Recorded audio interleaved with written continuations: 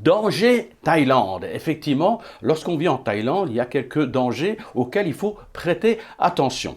Alors, comme ça m'est tombé dessus, je me suis dit, ben, il faut que je fasse une vidéo là-dessus parce que c'est vrai que ce danger, que ce problème concerne tout le monde, que vous soyez expatrié en Thaïlande, que vous soyez juste de passage pour quelque temps en Thaïlande, que vous soyez jeune, très jeune, ou vous soyez plus âgé, voire vieux, c'est quelque chose qui nous concerne tous. Alors, lors de ma dernière vidéo, les gens ont vu effectivement pansement, bandage, j'en ai sur le bras, j'en ai sur la main, j'en ai sur l'épaule, j'en ai au niveau du dos, j'en ai également sur la cuisse. Donc, les gens ont dit, ben voilà, sans doute accident sous terre, non. Peut-être attaqué par des chiens errants, non. Attaqué par un serpent, mordu par un serpent, non. Attaqué par des fourmis, non. Accident ménager, non. Rien de tout ça. C'est quelque chose de plus vicieux, mais sur lequel on peut combattre, sur lequel on peut avoir son regard et faire attention, on peut prendre des précautions.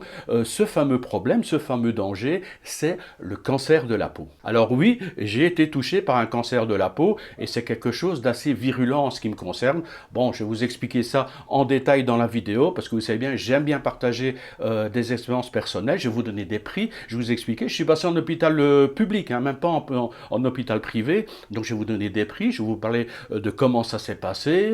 Voilà, comme ça j'ai partagé. Mais avant ça, je voudrais vous parler un petit peu en quelques mots, en vulgarisant, je voudrais vous parler du cancer de la peau et un petit peu quels sont les types de précautions à prendre, de vérification pour éviter d'avoir le même parcours que j'ai eu, qui n'est pas mortel dans mon cas, parce que c'est pas systématique, mais qui n'est pas non plus très agréable. Alors au niveau du cancer de la peau, il n'y a pas à se prendre beaucoup la tête, c'est soit mélanome, soit non mélanome. Alors dans le cas du non mélanome, celui qui n'est pas dangereux, attention, pas dangereux jusqu'à une certaine limite, on parle de carcinome basocellulaire ou de carcinome épidermoïde, si mes souvenirs sont bons. Donc voilà, enfin c'est des noms qui n'ont pas tellement d'importance. Ce qu'il faut retenir, c'est qu'il y a une partie du cancer qui est non mélanome, donc qui est supposé ne pas être mortel s'il est quand même pris relativement à temps. Il ne faut pas laisser traîner ça pendant des années non plus. Donc ce non mélanome représente plus de 90% des cas. Ensuite, on a le cancer mélanome, celui qui développe des métastases. Alors, le mélanome, c'est pas compliqué, il attaque le mélanocyte. Le mélanocyte, c'est ce qui se trouve sous la peau, c'est ça qui permet de vous bronzer, de créer une pigmentation. Et là, à partir du moment où ça attaque ces cellules-là, ça peut se développer en métastase. Ça représente à peu près 4%, 4-5% des cancers. Et il faut savoir que tous les ans, mine de rien, si je prends des chiffres de la France comme référence, il y a entre 1500 et 2000 personnes qui meurent tous les ans du cancer de la peau, de cette fameuse variante mélanome qui attaque sur les mélanocytes. Alors depuis quelques années, on remarque une augmentation des cancers de la peau chez les jeunes. Il y a une augmentation. Pourquoi? Parce que la couche d'ozone disparaît de plus en plus et ça veut dire qu'il y a de plus en plus d'UV qui passe. C'est pas l'exposition directe au soleil qui est dangereuse en quelque sorte, c'est plutôt les UV. Il y a d'ailleurs des gens qui font l'erreur en disant tiens, aujourd'hui il fait plus frais ou le ciel est couvert, donc extrêmement nuageux, donc on peut s'exposer sans problème. Non, c'est absolument faux. Les UV traversent les couches nuageuses et atteignent effectivement votre peau et c'est ça qui fait énormément de dégâts. Alors il y a aussi les gens qui disent tiens, je vais protéger avec de la crème solaire. Alors vous savez au niveau de si vous avez SFP4 ou des choses comme ça, au niveau de la protection c'est quasiment nul. Il faut au minimum il faut du SFP30. Alors les gens disent mais moi je vais carrément attaquer du SFP50, comme ça là je suis sûr et certain que je suis totalement protégé pour toute la journée. Sachez quand même que le SFP30 vous protège à peu près à 96% des rayonnements UV et le SFP50 vous protège à 97%. Donc la différence est à peine d'1%. Ne croyez pas que vous serez plus protégé avec du SFP50 plutôt que du SFP30. J'ai réussi à le dire. Alors ce qu'il faut également savoir, parce que c'est vrai que vous êtes en Thaïlande, vous allez vous promener sur la plage, il y a la réverbération aussi qui est extrêmement dangereuse. Donc des mesures de précaution à prendre, c'est effectivement la crème solaire, surtout pour les enfants. Parce que les gens, une des raisons, et ça je ne veux pas culpabiliser mes parents parce qu'on ignorait ce genre de choses avant, mais c'est vrai qu'avant on s'exposait tout doucement au soleil, mettait les t-shirts, et puis une fois que la peau était un peu bronzée, une fois qu'on avait vu les coups de soleil, qu'on avait pelé et qu'on avait une nouvelle peau qui était plus adaptée entre guillemets, au soleil. À ce moment-là, on profitait pleinement de la plage. Quand j'étais jeune, j'étais en Espagne et des études ont révélé que des enfants qui ont été exposés au soleil, qui ont eu des coups de soleil, vous savez, avec les petites cloques ou alors la peau qui pèle, mais ces enfants, les jeunes enfants qui ont été exposés au soleil, qui ont eu 4 ou 5 fois des coups de soleil comme ça, représentent 80% des personnes qui développent ensuite des cancers de la peau. Donc, quand vous allez avec des enfants, faites très attention, ne les exposez pas trop au soleil. Il y a vraiment des heures, entre 10 heures et 16 heures, où il faut éviter de s'exposer plein soleil, parce que c'est à ce moment-là que le rayonnement UV est le plus fort. Si vous mettez de la crème solaire, au niveau de la crème solaire, mais mettez-la une demi-heure avant de vous exposer. N'attendez pas d'être sur la plage pour commencer à mettre la crème solaire. Normalement, vous devez la mettre une demi-heure avant de vous exposer, et logiquement, vous devez remettre de la crème toutes les 2 heures. En plus, si vous allez vous baigner, ben, la crème disparaît. Je ne parle même pas de l'eau qui fait effet de loupe. Donc pensez, au moment où vous sortez de l'eau, de remettre de nouveau de la crème, même si vous l'aviez mis à peine une demi-heure ou une heure avant. Autre recommandation habituelle, le chapeau. Je pense que je vais en acheter un parce que je ne peux pas compter sur mes cheveux pour protéger mon crâne du soleil. Et au niveau des lunettes de soleil, il faut avoir des lunettes de soleil bien couvrantes. Autre chose, parce que j'ai travaillé un petit peu dans l'optique lorsque j'étais en Guadeloupe. Et ça, c'est vrai qu'on trouve beaucoup de lunettes de soleil bon marché, surtout en Thaïlande. Vous allez dans les marchés, ça coûte 50 bahts, 100 bahts. Vous avez une paire de lunettes de soleil. C'est extrêmement dangereux. Les lunettes bon marché ne protègent absolument pas du soleil pour vos yeux. C'est pas une bonne protection. Ça risque, pardon, même de faire plus de dégâts que de protection. Donc, si vous devez acheter une paire de lunettes de soleil, n'hésitez pas non plus à aller chez un opticien, acheter des lunettes qui soient de bonne qualité et qui filtrent réellement tout ce qu'il faut, qui soient bien couvrantes, parce que c'est vrai qu'au niveau du visage, il peut y avoir des cancers de la peau au niveau du visage qui sont rarement au niveau des métastases, mais ça peut avoir des lésions, des nécroses. On peut commencer à devoir un petit peu creuser comme on l'a fait pour mon bras, pour la main ou pour le dos, et à ce moment-là, ben, vous êtes partiellement et peut-être éventuellement momentanément défiguré. Pas beaucoup d'autres conseils, si ce n'est de mettre des vêtements, de vous couvrir. Je pense par exemple ceux qui roulent à moto, pensez à mettre des gants, parce que non seulement en cas de chute, ça vous protégera lorsque vous allez poser vos mains sur le macadam pour vous rattraper. Là, croyez-moi que vous allez être content d'avoir des gants, mais en plus, lorsque vous roulez, j'ai eu l'expérience au début, moi j'étais complètement, mes doigts étaient blancs puisqu'ils s'étaient recroquevillés, mais le sommet de ma main était complètement brûlé par le soleil. Idem pour les cuisses, donc pantalon, mettez des gants. Regardez les Thaïlandais, ils sont régulièrement couverts, ils se protègent. C'est pas le fait, oui, c'est peut-être le fait de vouloir avoir la peau blanche, mais c'est aussi le fait que ça protège du soleil. Et croyez-moi qu'au niveau cancer de la peau en Thaïlande, ben, les cas sont relativement rares. Ils sont bien en deçà de ce qu'on connaît en Europe. Puis c'est vrai qu'un des problèmes de l'Europe, c'est ces fameux bancs solaires où on veut absolument être bronzé pour partir en vacances. Ça ne vous protège pas, vous partez déjà un peu bronzé, vous allez en vacances, vous vous exposez plein pot au soleil sans protection, mais vous n'êtes pas protégé parce que votre peau est déjà légèrement pigmentée. Et puis le nom le dit bien, on parle de bancs solaires, on parle de faire des UV, et on le sait maintenant depuis très longtemps, ce sont les UV qui sont extrêmement destructeurs et qui attaquent, ben, qui provoquent des cancers avec mélanome, métastases et éventuellement, une fois que ça attaque les os et que ça se répand partout dans le corps, juste pour paraître un peu bronzé et se retrouver 6 pieds sous terre entre 4 planches, il faut quand même faire des choix judicieux dans la vie. Alors avant d'attaquer mon expérience personnelle, je voudrais parler d'une dernière chose parce que ça concerne tout le monde. Vous êtes exposé au soleil, vous dites, bah, tiens, comment je peux voir un petit peu s'il y a des choses suspectes? Et alors on emploie à ce moment-là ce qu'on appelle la méthode ABCDE. Alors comme vous voyez, A comme asymétrie, donc ni rond ni ovale, couleur et relief irrégulier. B, ben, des bords irréguliers, je pense que les schémas sont assez explicites. C comme couleur non homogène, donc vous pouvez regarder au niveau de vos grains de beauté ou de taches.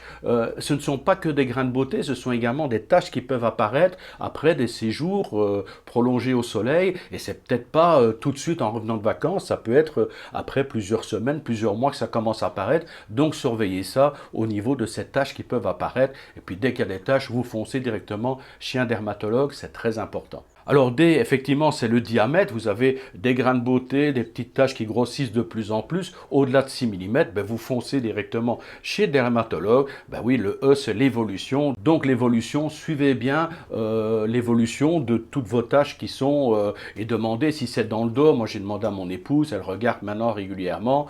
Donc vérifiez toutes ces taches, voir si elles évoluent, si elles grossissent, si elles s'épaississent, si elles s'élargissent, si elles changent de couleur, si elles changent de texture. Donc ne jouez pas avec ça. C'est vrai que si on s'y prend très tôt, ben, on peut éliminer ça de manière rapide, quasiment indolore, quasiment instantanée. Donc ce serait bête de traîner sa longueur et d'ensuite d'avoir des chirurgies assez lourdes. Alors mon expérience personnelle. Alors comment ça s'est passé? En fait, il y a un peu plus de 2 ans, oui, j'avais dit, bah tiens, j'ai passé le cap des 55 ans, ce serait quand même bien que j'aille faire un petit check-up au niveau santé. Donc je suis parti à Bangkok, dans un hôpital, un super hôtel. Oui, oui, c'est vrai, le lapsus est intéressant parce que j'avais l'impression d'être à l'hôtel à certains moments. Donc c'est un hôtel qui est une tuerie. Un hôpital, je vais finir par le dire, un hôpital qui était une tuerie. Alors l'hôpital, c'est le Chulalongkorn, il est juste à l'angle du Lumpini Park. Alors pour y accéder, c'est assez facile. Soit vous allez par BTS et là vous sortez à la sortie Saladin et vous avez directement une passerelle qui vous emmène vers l'hôpital. Et ensuite, vous avez aussi la possibilité d'aller par le métro. Et là, si messieurs sont bons, c'est la sortie Lumpini. Effectivement, vous débarquez directement sur le Lumpini Park. Vous regardez sur votre gauche et à ce moment-là, vous verrez l'hôpital. Enfin, c'est toute une série de buildings. Hein, c'est pas juste un bâtiment. En fait, cet hôpital, c'est également une cité universitaire. Donc c'est là où on forme des infirmières, c'est là qu'on forme les docteurs. Et en plus, dans un des buildings, là j'ai été scotché, c'est vrai qu'il y a 2 étages, c'est là où j'ai été opéré, c'est là où j'ai été hospitalisé. Et dans ce building, les 2 derniers étages sont réservés à la famille royale. D'ailleurs, il y a des ascenseurs privés, il y a des policiers en tenue d'apparat, il y a l'armée en tenue d'apparat. Oui, c'est un truc assez impressionnant. Et c'est effectivement des dons de la famille royale qui permet de faire vivre cet hôpital qui est accessible à tous. C'est un hôpital public qui est à la pointe. J'ai été scotché. J'ai visité les anciens bâtiments, les très anciens, où se trouve la Croix-Rouge maintenant, qui sont un petit peu sous forme de maisons coloniales, insérées dans des beaux jardins entourés par ces buildings. Il y a également les bâtiments un peu plus anciens, dans lesquels j'ai fait pas mal d'examens, et également les nouveaux bâtiments. Il y en a encore d'autres qui sont en construction actuelle, hein. Et il y a encore d'autres bâtiments, là où j'ai été opéré, là où j'ai été hospitalisé, là où j'ai eu la chirurgie réparatrice. Enfin voilà, donc vraiment un truc avec des restos, des endroits pour manger, il y a des endroits pour se connecter, il y a des salles d'attente. Bon, des fois c'est assez vaste, et puis des endroits qui sont beaucoup plus modernes, avec des petits Amazon Café. Enfin vraiment un régal, quoi.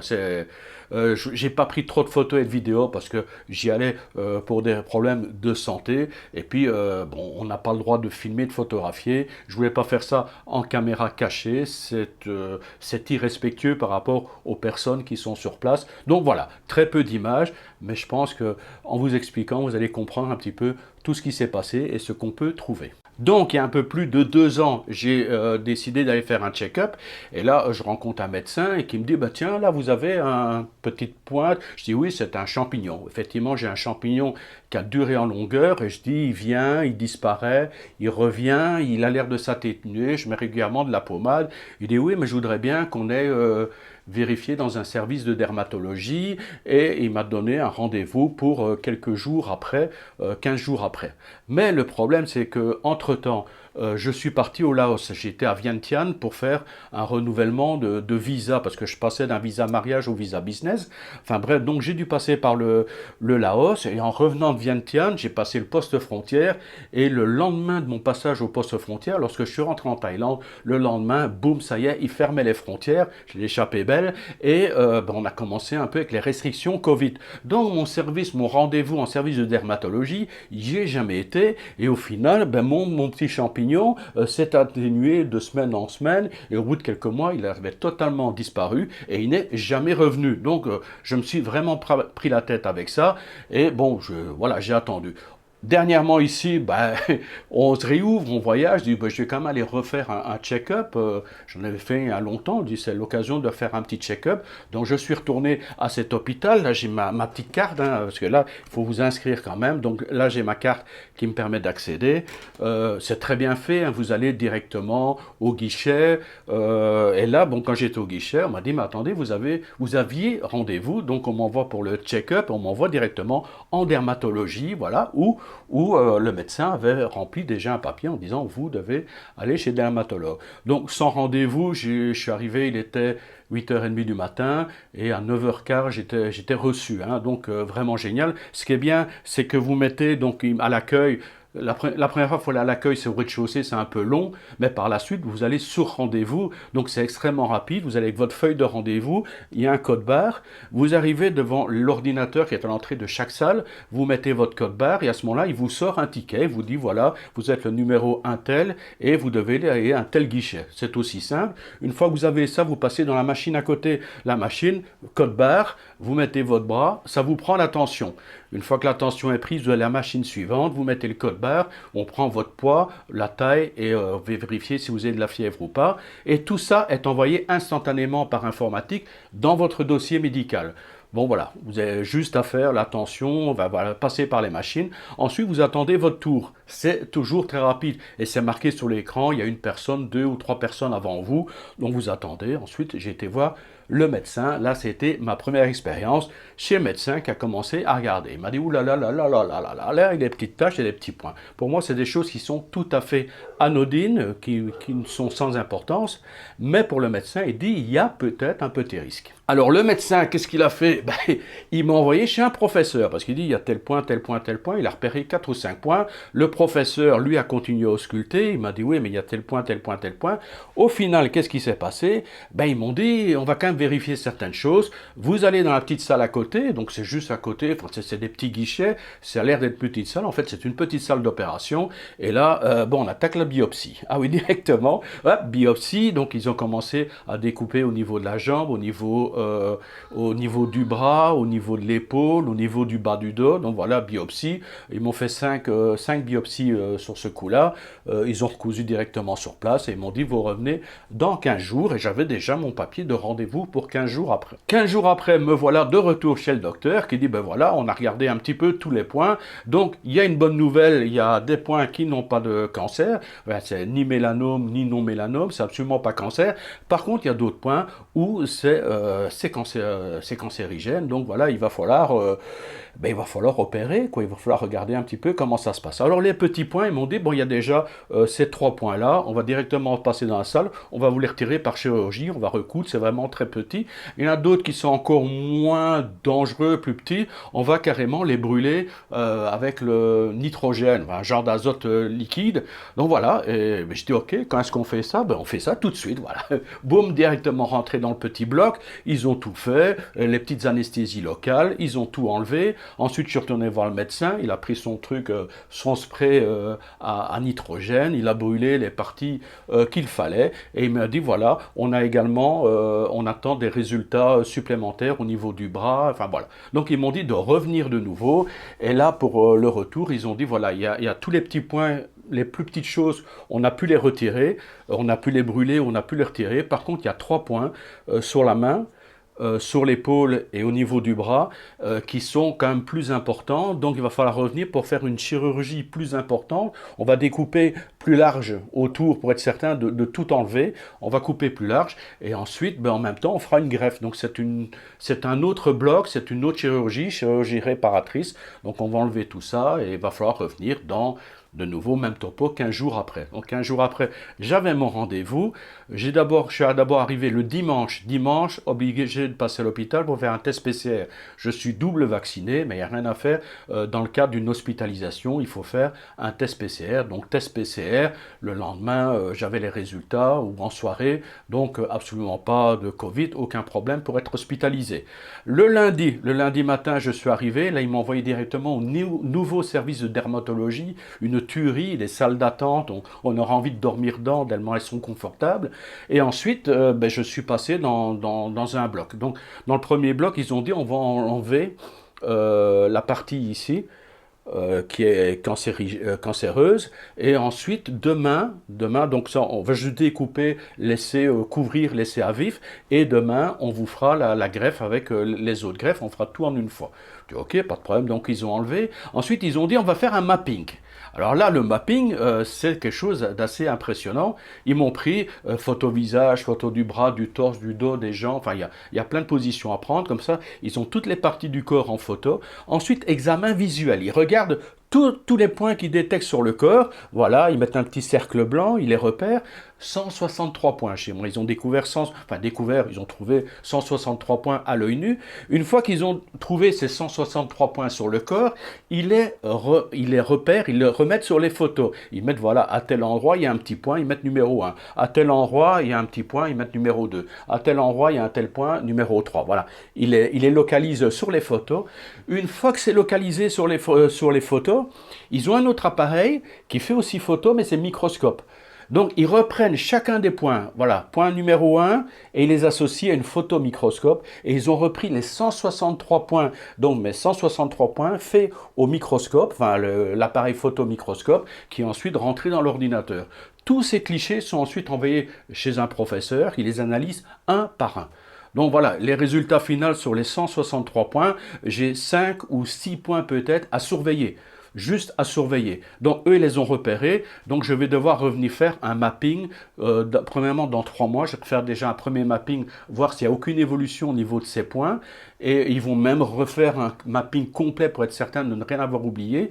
Et ensuite, ce sera un mapping tous les 6 mois pour suivre l'évolution de toutes ces tâches qui pourraient éventuellement se transformer en cancer. Et si jamais on voit qu'il y a des modifications au niveau de la forme, au niveau de la texture, au niveau des couleurs, à ce moment-là, juste un petit coup de bistouri, 2 ou 3 fils et c'est fini. On enlève ça de manière chirurgicale et rapide, tranquille, ou éventuellement à l'azote, on verra bien, enfin au nitrogène.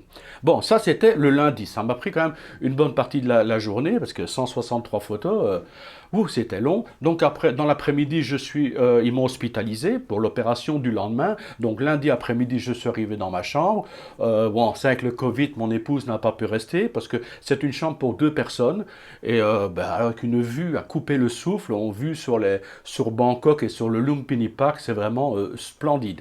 Très beau, très bel endroit, ça je dois dire que il y a un beau point de vue. Du personnel à gogo, les chambres vraiment, les repas, m'a dit vous le préférez le repas thaï, mais sinon on a également des repas phalanges.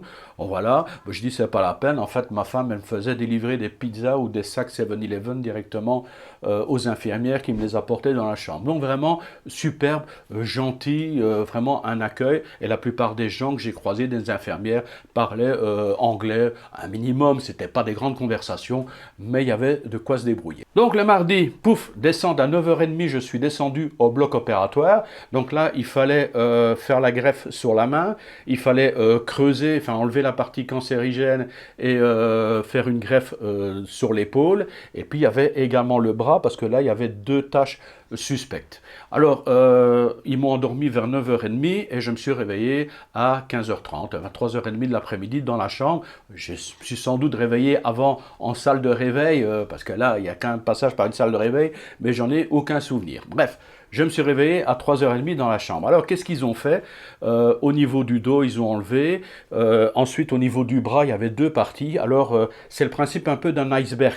Donc, c'est vrai qu'au niveau du bras, il y avait des parties. Et ils ont commencé à découper. Il y avait quand même des ramifications. Ça s'étendait en dessous de la peau. Donc, ils ont quand même dû découper relativement large.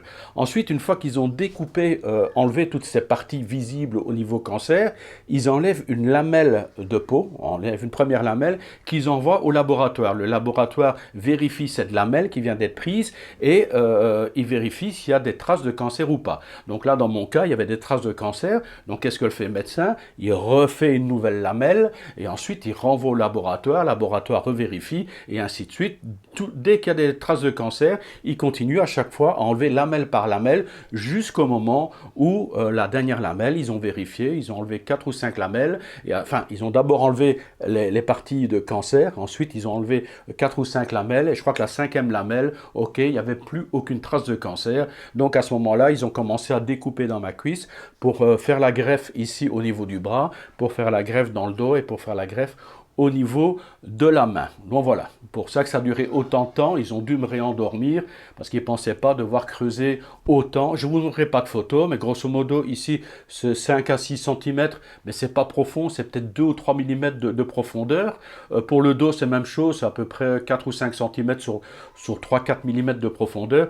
Par contre, sur le bras, ben, comme diraient mes enfants, ben, on peut carrément mettre le téléphone portable dedans et remettre un pansement autour pour planquer le téléphone. Ou alors ils sont déjà imaginés des petits lasers, enfin vous imaginez l'imagination des enfants. Ben voilà, donc c'est quand même un trou qui est assez impressionnant, qui va se résorber. Donc c'est vrai que la première fois, je ne m'attendais pas à ça, je connaissais rien au niveau des greffes, donc c'est vrai que quand j'ai vu le trou, ils ont enlevé le pansement au bout de 5 jours pour faire les soins.